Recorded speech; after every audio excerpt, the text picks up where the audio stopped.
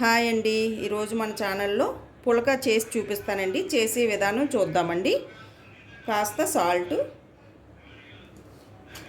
Water వేసుకొని మొత్తం అంతా కలుపుకుందామండి. పిండి గోధుమ పిండి అండి.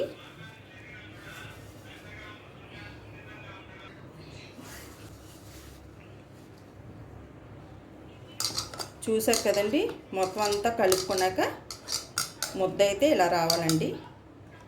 ఇలా రావాలి. కాస్త 10 నిమిషాలు మనం మూత పెట్టుకొని ఉంచుకుందామండి. తర్వాత చూపిస్తానండి మీకు ఎలా చేయాలో. 10 నిమిషాలు అయిపోయిందండి. కొద్దిగా మనం ఉండలు చుట్టుకుందామండి.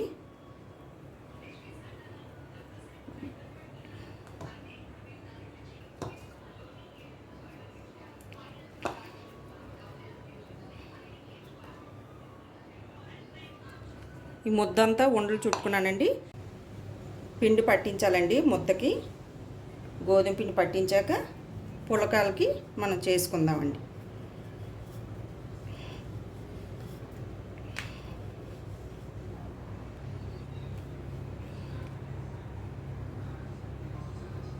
చూసారు కదండి, అన్నీ ఇలానే చేసుకొని పెట్టుకోవాలి.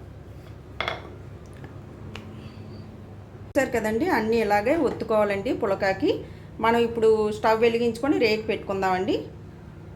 స్టవ్ వెలిగించుకున్నానండి, రేకు పెట్టుకున్నాను. రేకు వేడెక్కాక పులకాలు కాల్చుకుందామండి. రేకు అయితే హీట్ ఎక్కిందండి. మనం ఆయిల్ వేయకుండానే పులక సిమ్లో పెట్టుకొని వేడి చేసుకోవాలండి. అటు ఇటుగా ఇలా మార్చుకుంటూ ఉండాలండి. ఇలా కాల్చుకోవాలండి, ఎక్కువగా కాల్చకూడదండి. ఇది మనం ఇక్కడ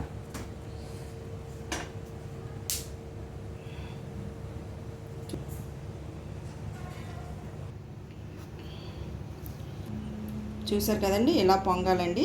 టేస్ట్ అయితే మాత్రం చాలా బాగుంటుంది.